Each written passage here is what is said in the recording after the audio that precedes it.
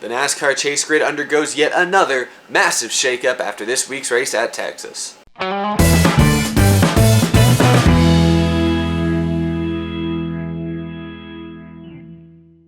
How's it going, everybody? I'm Eric. Welcome to Out of the Groove. So yesterday's race was Texas Motor Speedway, the 8th race of the chase, the second race of the round of 8. Coming into the race, Jimmie Johnson was the only one in with a win at Martinsville the week before.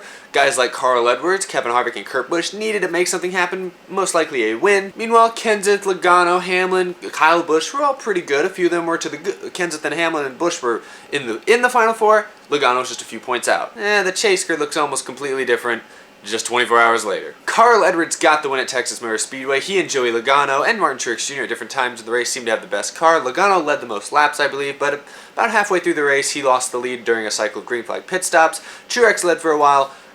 Edwards lurked right there in the top 3 most of the race. He ultimately got the win and managed to hold on to it when the rain hit with about 40 laps to go, cutting the race a little bit short. Now, just to give you guys a little bit of perspective, I was actually at the race, and I'm editing a video now. It'll be up probably in a day or so.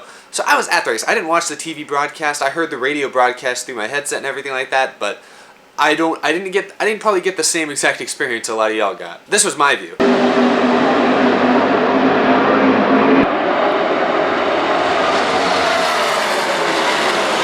Yeah, so those are just a few clips that you'll see in a video later this week. The chase grid has completely shaken itself up. Jimmie Johnson's pretty much the only guy still where he was at the beginning. With that one win, he's still first in points. He's going on to Homestead. That's already guaranteed. Carl Edwards, by getting the victory, he was 32 points out coming into this race. He knew he needed to win. There's really no way around it. He had to win either here or Phoenix. Harvick's good at Phoenix. We all know this. Everyone's said it a billion times. We know this.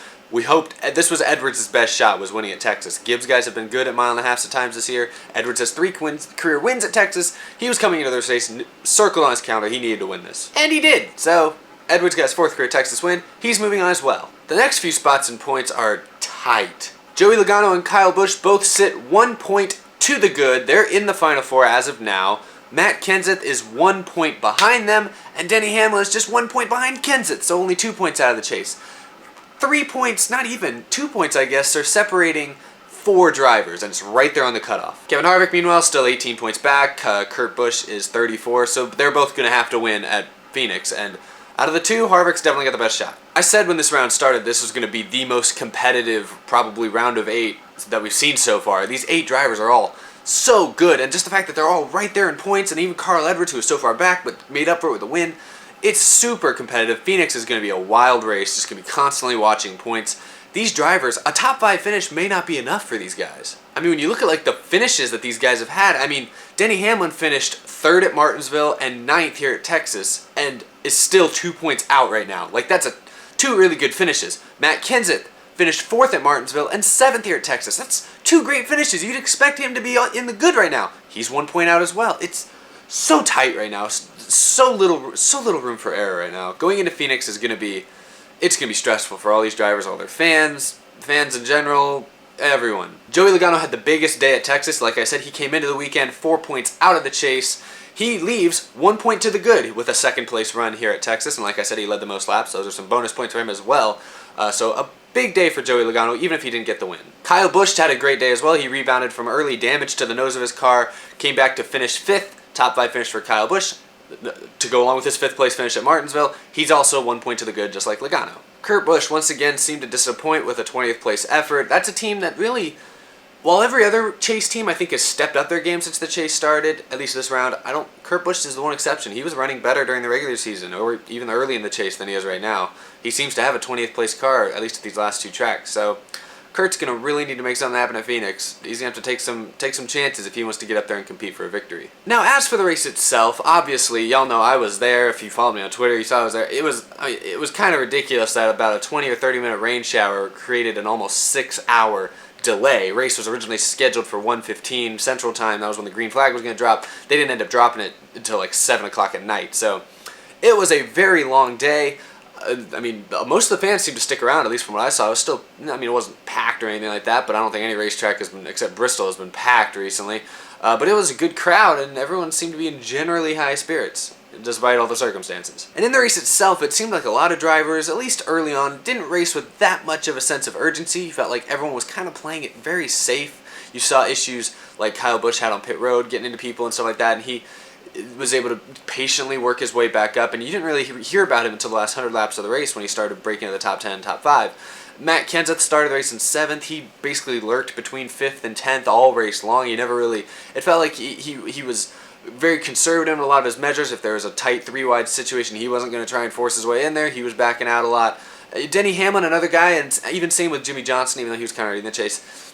The two of them kind of started mid-pack, and they didn't really quickly move forward. They took it nice and easy. In the end, both of them were in the top 10 late in the race and were able to compete for good finishes, and that's kind of how it was just in general. Now, of course, there's a couple exceptions. The most notable incident that happened was between Austin Dillon and Kevin Harvick. I'll talk about that right now. Austin Dillon started on the pole. Kevin Harvick started in 3rd. Early on, Austin Dillon led the laps under caution when they waved the green and left it under yellow, but other than that, it seemed like he fell back. He looked to be about a 5th place car, and that was kind of the same deal for Kevin Harvick. Now, a little early in the race, Austin Dillon did spin himself out kind of by cutting off, I believe it was David Reagan, or I believe it's who it was, spun himself out a little bit, but he saved the car really well, and actually only lost 1 position on the racetrack, so it wasn't that big of a deal. But you know, he was a little on edge. And then on the late race restart, coming out of turn 4, Austin Dillon seemed to slide up, get a little loose in front of Kevin Harvick's car. Harvick, instead of easing out, you know, driving conservatively like all the other chasers were doing, Harvick didn't really get out of the gas and just kind of finished him off. Bumped him up into the wall. You all saw it. Austin Dillon hit the wall. He was out of the race at that point. A couple other guys spun out. Not important. Here's a replay.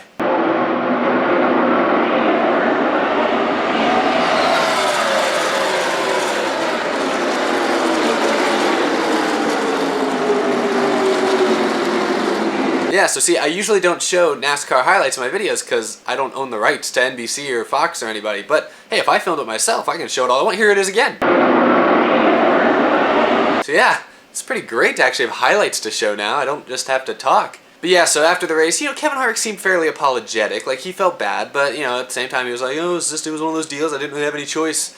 Whereas on the replay, it's like, no, you had a choice. But yes, I understand, late in the race, I don't really fault Harvick for putting him in the wall there. I don't really think that was a bad, like, I don't think that was just a dumb move. I think it was okay. It was understandable. Austin Dillon, on the other hand, did not take it that way. He seemed to take it a little more personally, a little bit more seriously than probably a lot of other people did. So definitely something to think about going into Phoenix. Now, this whole week, NASCAR's been hyping up the tensions between Johnson and Hamlin. I talked about this last week. I don't think there's really there's nothing really serious there. It's not a big deal. But I would be slightly more nervous about this Austin Dillon-Kevin Harvick thing, because the Dillons and Harvick have a little bit of a feud in the past. Austin Dillon, kind of a hothead. Harvick, obviously, as well.